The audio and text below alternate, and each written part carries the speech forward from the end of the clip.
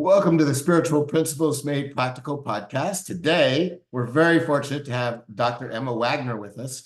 She is a chiropractor, nutritionist, and does energy healing. She takes a holistic approach to healing her patients. And based on the testimonials on her website, she does a bang-up job.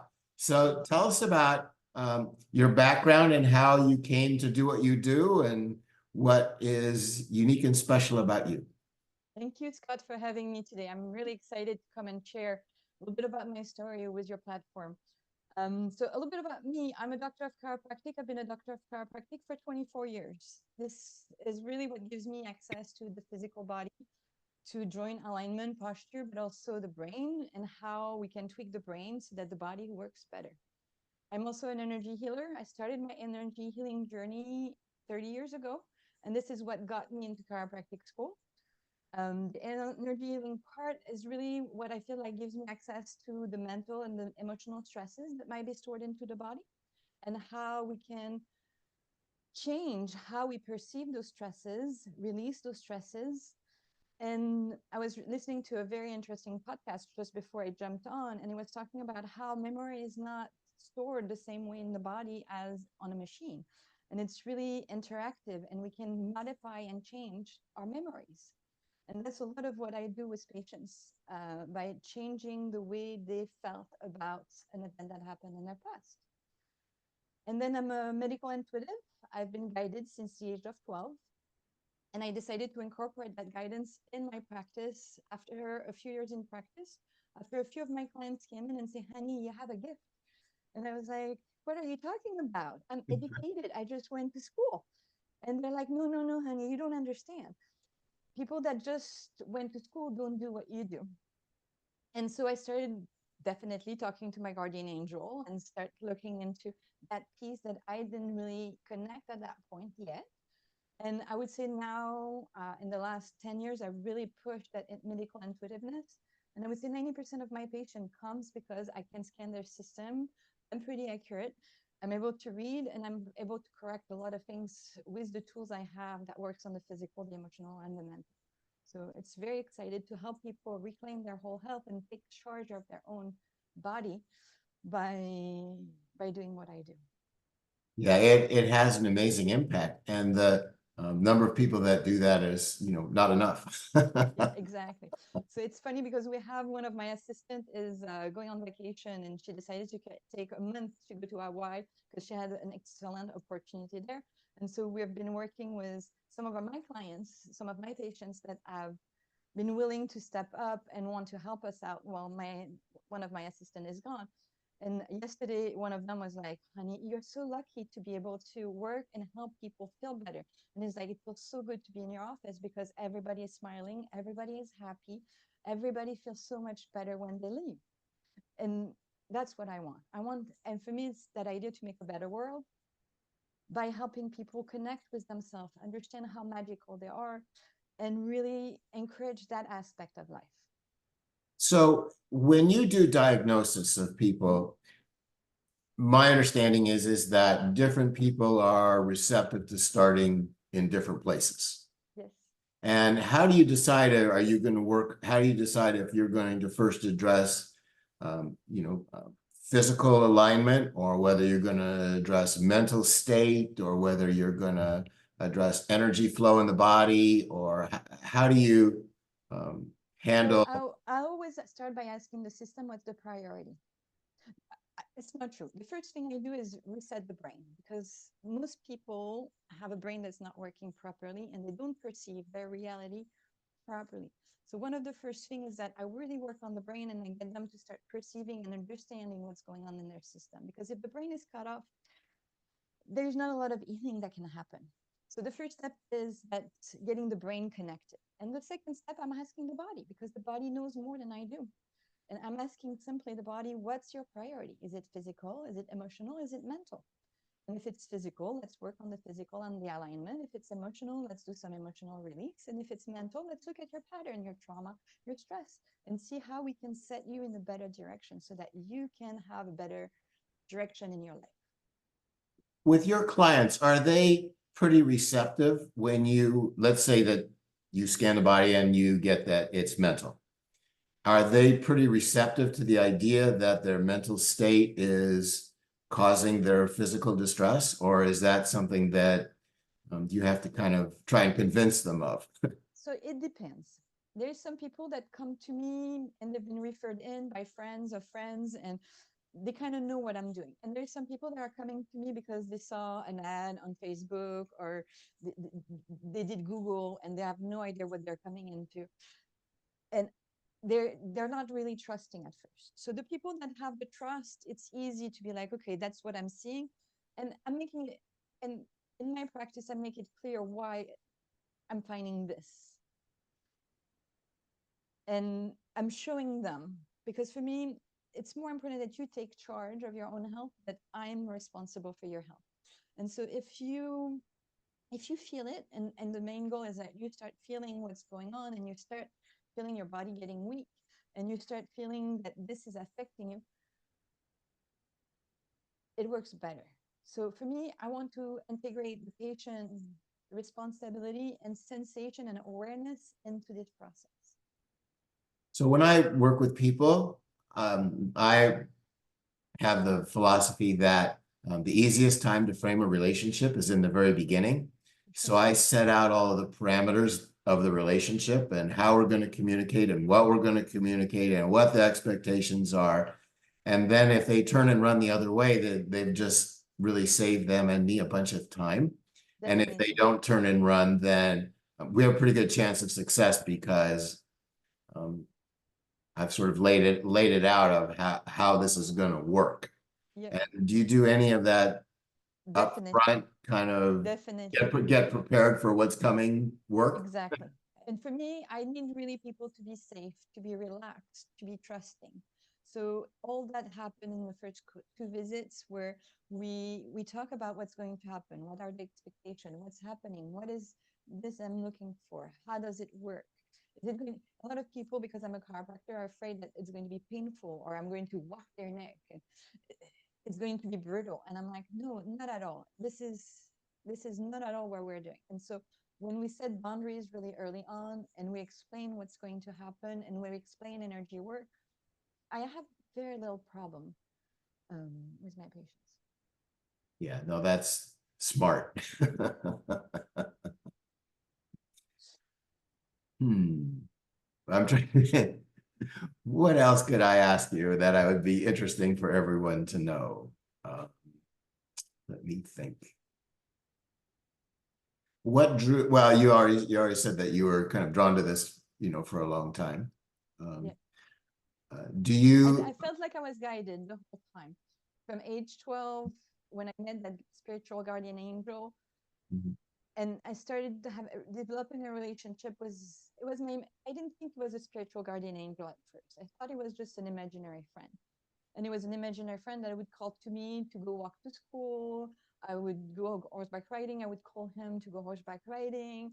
If I was afraid of the horse, because there were some horses that were more mean than others, I would ask him to help me with the horse. And he would tell me tricks, like I learned to sing to the horse. Um, and I learned so many little things like this, that to look at the world in a very different way. And when you start, I think when you start listening to that innate intelligence, to that spiritual guidance, you're really, you get access to things that you would not necessarily do right away. I think people are really open to this. And when I give permission to my patient to tap into their intuition a little bit more, people get it really fast, and they really want to that connection, and they really connect to the fact that they're more than just a physical body, a piece of meat. They really feel that connection to the divine. And depending on the religions, there's different stories that goes with it, but they feel that connection, and they feel that they're part of it. And maybe they don't feel like they are divine, because that's against their religion, but they feel like there is a connection to that divine. And so for me, and just giving them a chance to feel it a little bit more and connect to it a little bit more. So do some of your patients want your help in connecting to their own angels and their own inner guidance? Mm-hmm. Yep. And do you have a procedure or a methodology that you use when they say, you know, I want to develop my intuitive abilities to listen to myself and get my answers? I teach muscle testing. So I have a muscle testing workshop pretty much every 3 months in my office, and I teach people how to do muscle testing so that they can have access to a yes, a clear yes, or a clear no. If people want to talk to their guardian angel, I think the main thing is to start listening, because your guardian angel is there, is always listening to you, is always paying attention, is always helping you. We're just living in a world where we're blocking that out because it's uncomfortable. It's not really, we cannot trust it. And we have a tendency to not necessarily trust our own senses. And often it's because our brain is out. But when people start to have their brain connected and they're able to be like, oh, this is not just me saying this, or listen, I was in the car, I was asking this question, and this song comes on and it answers my question. I'm like, this is the answer you're looking for. So very often people need to be explained on how their answers are they're going to get their answers, more than feeling like they should connect. Right, right. Well, I will tell you that in doing these podcasts, I am finding more and more people that are listening to their guardian angels or their For inner sure. voice or however they want to describe it, but it's you know, access to that support, information, guidance. And And it's definitely support and guidance. And it's so much love too that you receive from that link. yeah, I think that Do you have that one of the connection things yourself? that, what's that? Do you have that connection yourself? Oh yeah, no, I've written 13 books, and Wow. every one of them has been the result of what my angels told me I needed to learn. So Uh-huh. I've always said I would never consider writing a book I didn't feel I needed to read.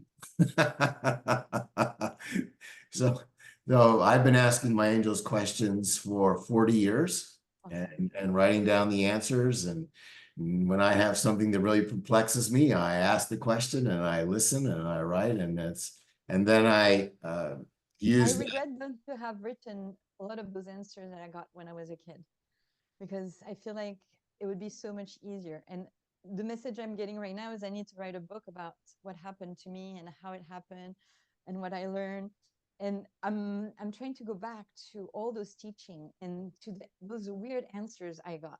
Like, I want to be a millionaire. I want to win the lottery. When is it going to happen? Is that, and it's already done. And Yeah, it's like, there's a timing issue. What's the timeline? And there's no time. And I'm like, what? And so as you progress in that, as you get more and more answer about those subjects, that it's like you do need to ask more and more questions, because some of those answers are weird for this normal world we live in, this physical reality. yeah. When I talk about, with people about the eternal present and that the only time that actually exists is the present and that we create with the focus of our attention. And if I'm not paying attention to it, then for all intents and purposes, it doesn't exist in that instant. And people look at me Exactly. like kind of crazy. And it's like, well, if you're not thinking about it, how do you know it's there? you know? And Exactly. so, yeah, I mean, there is a lot of getting used to. And I always encourage people that to write your story, right? Because your story is your story and it's unique and it's going to reach people that nobody else could ever reach. And it's great. And the other thing is that one of the many things I've learned in meditation is that the most efficient way forward is to have a greater acceptance of what's true right now. And if I have to, or challenging myself to write something down to communicate or to do a speech with somebody, it forces me to accept in greater detail and articulate more fully what it is I'm trying to communicate. So it increases my own acceptance of where I'm at. And that always leads to new insights, new perspectives, new understandings that are new to my consciousness. I always had them, but they're new to my awareness. Awareness. I remember one of my teacher when I was probably 25 and really starting to tap into that, or maybe 30, when I was really starting to tap into how can I connect that spiritual guidance and my chiropractic practice. Um, was telling me your only limit is what question you can ask. Yeah, So and the answer will flow. it's amazing, and it's, I think that trust and confidence builds over time. Oh, definitely. And so, I mean, one of the things that I share with people oftentimes is that when I have this profound inner congruence that comes at the same time as any particular thought, that I've learned that I can trust that thought as being accurate. And people say, well, how often does that work? I said, I've never known it not to work. Mhm. And so it's like, okay, and then, uh, and that to me is, what I think we all want to do, right? I mean, I've always felt that if I did a good job, then I worked myself out of a job, right? So if I have, I'm in the mortgage business too, right? So if I do a good job, then my clients are going to get their mortgages paid off, right? And if Yeah. and if I do a good job as a coach, then you won't need me as a coach anymore. You'll be able to coach yourself. And that's what I said to my patients too. I'm like, I don't want to be responsible for your health for the rest of your life. I want to put you in charge. And yes, we need to clean you up before you can be fully in charge, but I don't want to be the one responsible for you. This is not the kind of doctor I am. One of the things that I've found really helpful, and I'd like your kind of feedback on this, is I tell people is that you need to listen to thoughts that have the energy behind them where you're inspired and you're happy and you're uplifted, and those are the thoughts that you need to act on. And the more that we can fill our lives up with thoughts that have those emotions, I find that with people, them. I like the high energy, and I like also the high energy of resistance. There's a lot of things that we feel like we should be doing, but we're very resistant about doing them. And it's generally because culture says you should not be doing this or you should not be doing that, or because you have that sensation that, oh, it's impossible for me to do that. For example, for me, I had that belief that the first thing I needed to do in the morning was to eat because I was trained all my life to eat as soon as it would be cooked. My mom was a good mom and she wanted to make sure that her kids were fed in the morning. It's not a bad thing. But I started recognizing that if I do other things before I eat, especially working out and meditating, I feel better during the day. And so sometimes we have a resistance about the things that we know we need to do. And I will encourage people very often to go do the things that they say, I will never do this. Because there's a gain in there that is very interesting. But it's the same thing of high energy that you were talking about. But yeah, there's some things that really attract you. And I think it's the same relationship at love and hate. It's the same emotions. But Right. in hate, we decided that this was not good. Right. Right. No, I mean, one of the things that I found helpful is that if I find that I'm having resistance to something that I really know I should be doing, is I sit down and I try to write down what the resistance is. It's like, okay, if there's resistance, what is it? I want to know, I want to understand what the resistance is. And probably more than half of the time, I get about halfway through that process and I go, you know what? It's just easier to do it than try and write down what all the resistance is. It's like, you know what? I'll just do it and be done with it. And for me, I'm just doing it and be like, okay, you're resisting this. In resistance, there's a gift. Let's see what the gift is in the resistance. So let's go above and beyond what I can resist, and let's try it and see what makes sense. And generally, the gift I get from going against what I resist is very interesting. Can you give us an example? Like I said, the last one I think about was eating in the morning Mm-hmm. and not starting my day with food. And it really started to change my relationship with food, with overeating, with feeling my body when it's hungry, and my stomach when it's hungry, feeling my digestive system, talking to it. So that was one of the bigger one that I had probably like 3 months ago. Um, I know when I was younger, I said I would never do autopsy. And so, because my dad is a medical doctor, and he said, "You're going to be a doctor when you grow up." And he had taken me a few times in his surgery room and going touring his patients so that it would encourage me into that process. And when I was 18 and looking for what I wanted to do in life, is like, "You're going to be a doctor." And I was like, "No, I'm never going to be a doctor because I do not want to do autopsy. I do not want to cut through cadavers." A few months later, I discovered chiropractic. I have that first interview in the chiropractic school. The director of the school is like, "Okay, so you have to know that if you decide to start chiropractic school, you're going to have to do autopsy on."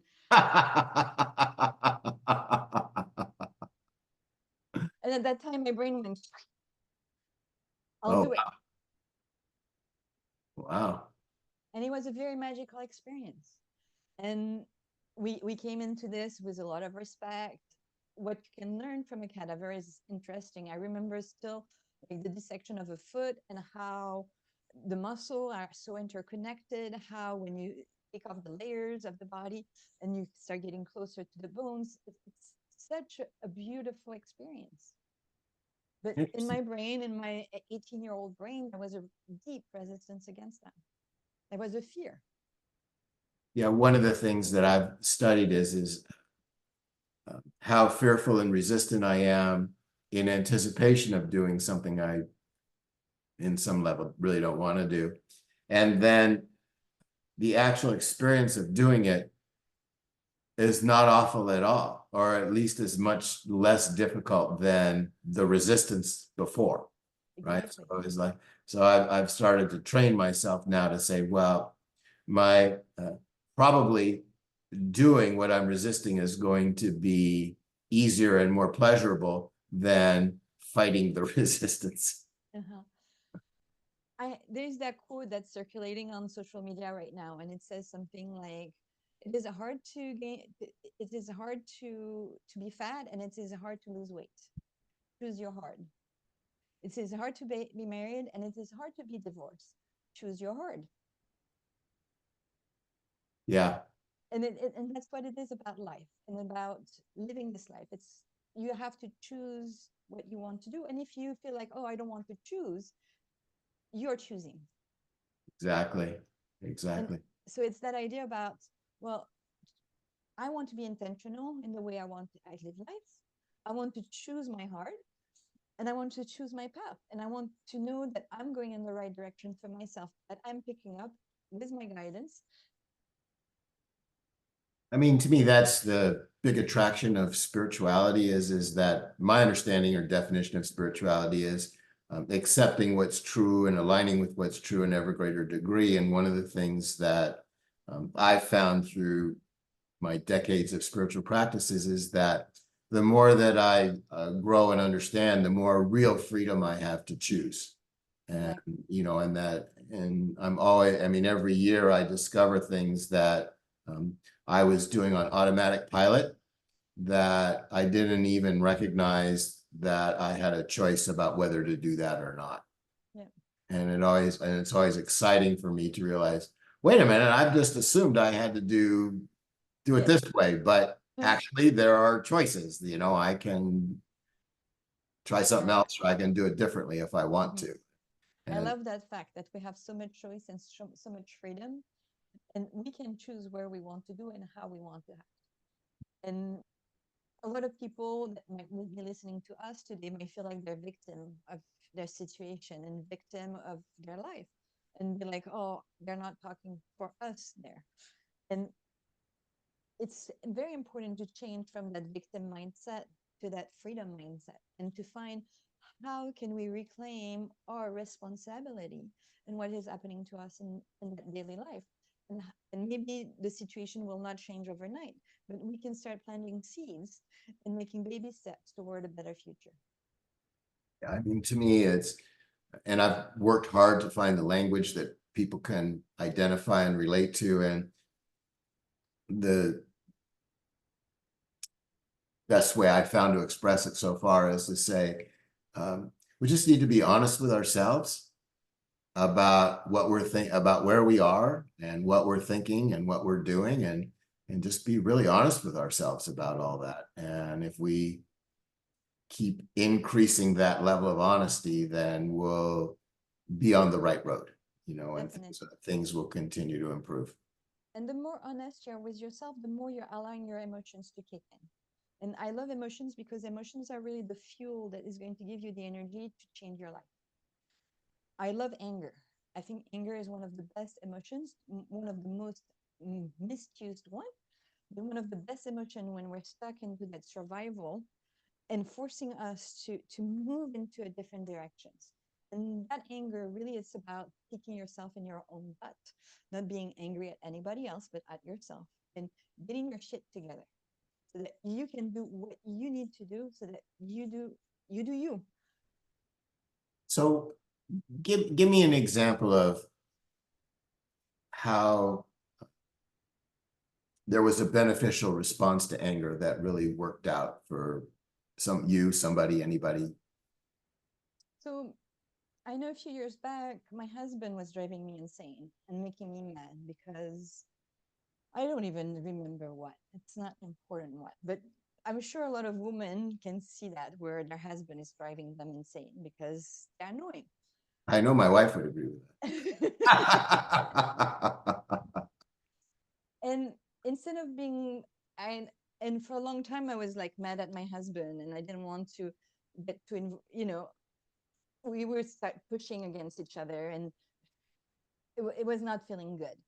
And I was like, okay, instead of being mad at him, I'm going to be mad at myself because a part of him and why I was mad at him was because I wasn't really doing what I needed to do with the kids, with my practice, and I needed to do my part of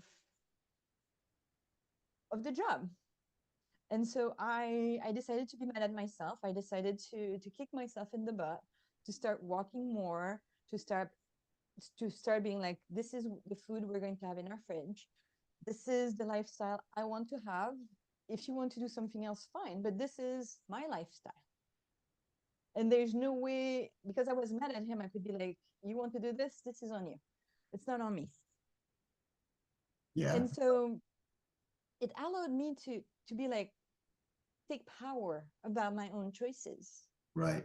and make better choices for myself. Yeah, I years and years ago, I made the point to my wife that I need to take care of myself, because if I don't take care of myself, I'm not going to be here to take care of you. Exactly.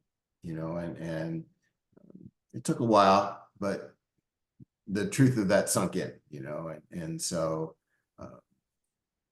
I make sure that I get in my, 4 or 5 times of tennis every week, and Awesome. And I'm sure your wife is happy to see you gone for tennis. I'm sure she's happy to see you happy. I'm sure she's happy to see you healthy. And absolutely, and I mean, she's and a she good probably sport about found it, the right? She time to always do says, something else by herself too. yeah, she always, when I leave, she always says, have fun, enjoy yourself, and so it's she's supportive that way. Awesome. And I But think we can no, be one of more the things, supportive when we do the right thing for ourselves. So me being angry at my husband or at myself and pushing myself to be the best version of myself that I wanted to be allowed him to have more space. And then when I settled into that best place, I saw him started to change too. yeah, And I saw him wanting to be better for himself too. I think that there's an environment that we create, and Mm-hmm. if we're growing and becoming more healthy and energetic and aligned with the things that enrich our lives, that we create an environment of doing that supports other people in finding solutions that are right for them to have those same experiences of being healthier and happier and so on. Exactly. And so I think it's really powerful, the environment that we create, because it really impacts other people a lot. Effectively. Very, very much. Mm-hmm. So that's my goal. It's just to be the best version of myself that I can be so that I can be a leader and I can shine my light, and people will want to either be part of that light or shine their own light. And I think everybody should shine their own light so that we have a better world. together. Absolutely. And it's not Absolutely. just me doing it, and I cannot do it alone. And it's not about me doing it alone. It's really about being there, being present, being happy, being loved, showing the way. And if people are showing me the way, I want to be more like them because it makes sense. Absolutely. Now, do you treat people only in person or do you treat people I do remote? remote work. I do work online too. I've been doing it more and more. I like it. I prefer the contact with touch. I think there's something that happens in person that doesn't happen, but I'm fully able to scan people online over a phone. It's impressive, and I had very much a lot of success with this. And people uh, give me like feedback on what happened to them, and I'm always amazed because I wasn't expecting it to unfold like this.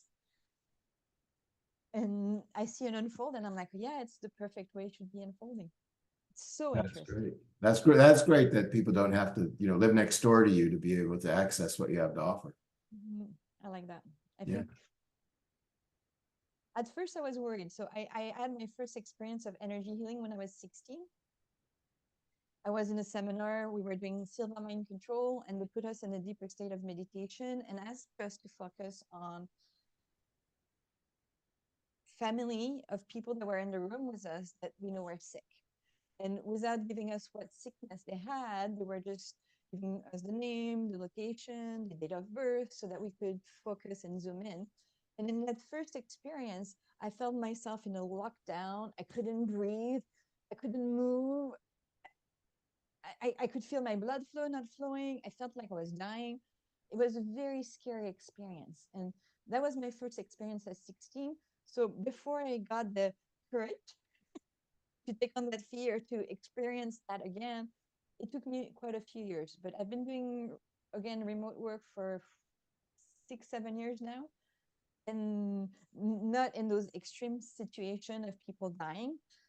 And it goes a lot easier. But yeah. Nice. It can be Nice. scary when it happened the first time. What's that? It can be scary when it happened the first time. Oh, I can imagine. Yeah. Yeah. But well, that's wonderful. Yeah. What else should we talk about? So I like that concept you have about spiritual principle made practical because people think spirituality is complicated and they don't have already a lot of time and they're already overwhelmed in their daily life. And what can we do that is a little bit more spiritual minded without getting out of our way because we don't really think about Well, one of the things that I've tried to convince people of and been not particularly successful is to experiment with measuring how much time you spend in meditation and how much having done that saves time everywhere else in your life by being more effective and efficient. And because I found that um, however much time I spend in meditation, far more than that amount of time is saved in being efficient and effective elsewhere. And everything else goes easier because I'm coming at it from just a better place. it. Mm-hmm. And, again, if I, to the extent I'm successful at it, and like everybody, some days it's better than others. But when I'm doing really well and I'm really in a, really centered, joyful, spontaneous, peaceful state, I mean, people just cooperate with me and things work So and, much more. and And I don't life walk again out, happens for you in the right way. It's like you yeah. fall on the right person on the phone. I see it with my husband sometimes. It's funny because he gets stuck into patterns that are not productive, and I show him where his mind is not centered, and when you're centered it works so much easier. I like what you say about meditation. For me, meditation is not necessarily you have to sit down and to stop and be still and do nothing else. I love meditating when I'm walking. I often meditate in a car. I often meditate. I when I work with patients, I often put myself in a deeper state of relaxation. And for me, meditation just means that you are paying attention to the flow of life coming inside of you. Yeah. And you pay attention and you're centered and you're willing and you're joyful about that that flow within, that spiritual flow within. And some people need stillness, and some people it might be hard to get it to find that stillness first. And I, finding time to find that flow and to feel that flow should be something that comes in easy. I have a friend and he meditates by going to the movies and he usually falls asleep, but he comes up with like great ideas, right? Because he's relaxed, he's listening, sometimes he's awake, sometimes he's asleep, right? But he's still listening, right? Yeah, And he still has the benefit of all that. And then he says, well, I don't meditate. I say, sure you do, sure you do. you just meditate in a movie theater, Meditation is not and it works for exaggerated. you, and that's all that Uh-huh. matters. Yep. So yeah, I just, I think that yeah, a lot of people think that, meditating means, emptying your mind and not having any thoughts. And I go, no, no, no, no, no. It's just about being present and listening. It's exactly. Just And pay you can attention be and listen. present in listening while you're driving. You can be present in listening while you're walking. You can even be present and listening while you're in connection with other people. After that, the noise of the world can be disturbing. So for me, having music in the car will stop me from meditating in the car, especially if there's songs that I want to sing along with. But if I tone down the music, if I just let myself listen to my own thoughts, and if I center that and listen into that flow, it works really well.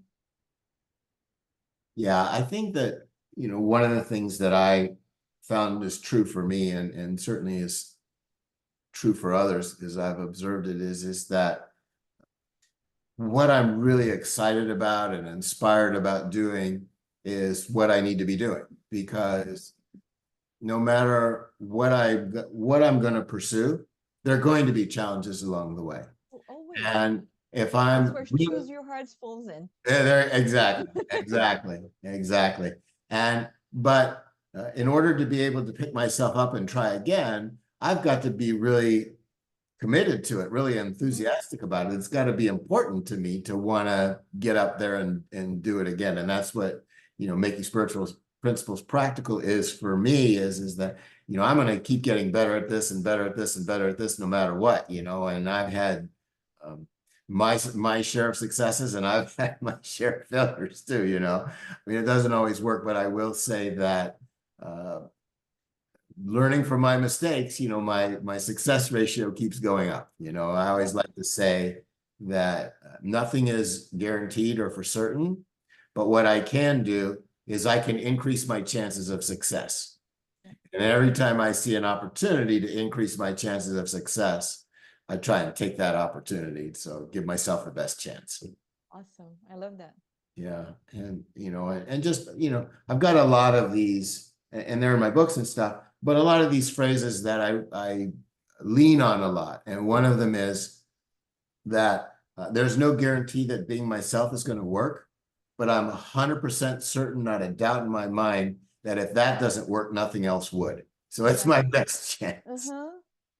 For sure. And I use that to try to encourage myself to be, brave enough to be more open about what I'm thinking, what I'm feeling, how I see things. And my friends sometimes will say to me, like, well, could you like fill in the blanks a little bit? I'm not quite following that when it's like it gets a little out there for them. And that's a wonderful thing because it forces me to be able to articulate in More.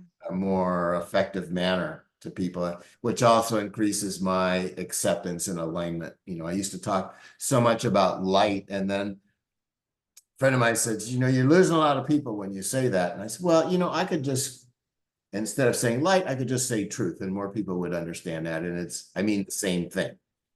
Yep. And he said, okay, well then do that. And so, I'm always looking for ways to communicate more effectively. Mhm. And, So one of 10 years ago, I came from France. I was in practice in France after I became a chiropractor. So I graduated in 2000. From 2001 to 2013, we were in France with my husband. And we had developed a language, a way of talking to our patients, a way to explain. And we were taught in English. And so we had to translate and we had to find a way that those awareness is not a French word. Gratefulness is not a French word. It doesn't translate well in French. So really, there's a lot of words and concepts that are not in the mainstream in France, even less than here in California. Interesting. And 10 years ago, we came back to California after those 13 years in France and learning how to communicate. And I'm coming and I'm finding that same challenge where here there's already a language, and I'm not talking the language that people are used to being taught, because my concept is a French chiropractic, small town, south of France kind of language. And people here are a lot more advanced in their thoughts and in their mental on how to express, comprehend that energy work, that balancing, that alignment. And it was very interesting and very challenging at the same time to learn how to change the way I talked and to really create my own expression and communication around my work. Yeah, I find communication is a challenge. You know, but I'm always happy when I can find a way to communicate across all perspectives, you Yeah. know, and so, you know, like being honest with yourself. Okay, people kind of relate to that through lots and lots of I think the problem with being honest with myself, people would say, I think I'm honest with myself already. Or how can I be more honest with myself? I think people don't recognize how sometimes they treat themselves way worse than they would treat their best friend. Yep. Yep. And they're so hard on them, and being so hard on them come probably from their parents being so hard on them, or from a lack of affection, or from a cultural mindset that this is how life is supposed to be. I'm 40 years old. I'm supposed to be making so much money a year. I'm supposed to have a job. I'm supposed to have a career. I'm supposed to have a husband. I'm supposed to have a kid, and I'm done because I don't have all of this. And I think people don't recognize and are it's hard for them to understand that honesty, because they don't necessarily hear themselves talk to themselves, but they still really beat themselves up all the time. And already that honesty, that awareness is already a big step, that to recognize that you're not so honest with yourself. Well, that's one of the reasons that I do thought coaching, because it's a lot easier to see what other people are doing than to see what I'm doing, right? You know, and when Having a people mirror talk to to me, help they you say, out. do you realize that you're doing this and this and this and this and this, and that you are too hard on yourself and all these kinds of things, you know? And I go, oh. And the light comes in, it's like, oh, that's what you mean by being honest with myself. Yeah. And so, I mean, that's one of the ways that, you know, from the perspective of different people, that we can help each other, right? Is that, you know, we're, you know, Community is key. you know, I mean, things get so familiar, we forget that we have a choice about them. Yeah, and for sure. And we're it's such creator have habits. It's so easy to fall into a pattern, to do the things without thinking about it, and really get into that pattern doing. And those patterns are generally created before the age of 6. So it's your parents' pattern, so repeating the same pattern your parents taught you, that the culture that age ago forced onto them, because some of those patterns have been created even longer and longer right, and longer. right. And you're eating the same way your parents are eating, not because you think it's good for you to eat like this, but because this is what you know how to do. Right, right. So And we're one, talking about eating because it's an easy example, but it goes with so many other little things. How you absolutely. fold your clothes, what you do in the morning, how you need to unwind after work. So it's so interesting. And some of the habits are good, and some of the habits are not so good. Oh, some of those habits are bad. And the good ones, keep them. Don't take me wrong. Yeah. Keep the good habit. Yeah. But make sure that the habits you have are in connection with your spiritual guidance, and in alignment with yourself, with your true self, not in alignment with stories you've heard for many, many generations. My parents, I'm real clear about, they modeled some really great behaviors for me that I've really incorporated, right? And they've modeled some that I've chosen to do differently for lots of reasons and stuff. One of the books that I wrote is using our engagement in the physical world as a tool for spiritual growth. And the concept is that if I look at my life, it's a reflection of my thinking. Yeah. And that if there's something that's going on in my life, I can be certain that my thinking is creating that. And so if I want to change that in my life, then somehow or another, I've got to dig in and determine what the thoughts are that is creating what I don't want in my life, and look at those thoughts more closely. And they don't go away so much as they lose their power. They lose their power. Exactly. It's like once you identify what is the trigger, and maybe the trigger was that one of your teacher when you were a kid told you you're not good at doing this. And that's why you never really wanted to do that ever in your life. If you identify that that's the trigger, then you can be like, oh, but I want to do that. Right. And you go do it. Right. It's so interesting. It is, but there's got to be, that was one of the things that I wanted to do that motivated me to write that book, is I wanted to understand how to identify what thoughts I was having that were causing certain things to happen in my life, and not just bad things, but I wanted to understand thoughts that I had that were causing like the really great things in my life too. Yep. I mean, I wanted an understanding for all of it. Yep. And so at least I could continue to do the things that were working for me well, and do more of those and less of the other. Exactly. What another one of my great mentors says, we all have some strength and some weaknesses. There's things that we're really good at, and there's things that we really suck at. And it's not about the things that we're not good at. It's about the things that we're great at. And it's about identifying what we're great at so we can do more of that, and yet get the community to do the things we're weak, and hand those pieces of the puzzles to them so that they can do it to help us out in our growth and our process. Because nobody is perfect. Nobody is 100% everything. Right. But it's about recognizing what you're great at. And there's greatness in each one of us. I love that. I think that is so true. And I think that the more that that's one of my things that I'm trying to do, is to relate to and support and acknowledge and appreciate and identify what's great in other people, because it just lifts everybody up, right? And it's there, just as you said, it's there. And the more that we can identify it and appreciate it, relate to it, and engage with it, the better. Yep. And that's how I work in my practice too. It's like I identify where people are at, what they need, what's the next step. So I have some patients that come in and they're like, I want to lose weight. And I'm like, your brain is not functioning. You're so high in stress. The weight loss is not the priority in your system. We need to get you in a better balanced state, and then we can think about the weight loss. I have a lot of people that want to be detoxifying, and I'm like, you're too stressed to detox. Your body needs to find peace first before it can detox, and detoxifying is very stressful on the system. Your body doesn't not want to detox because it's mean. It's just too stressed to do it.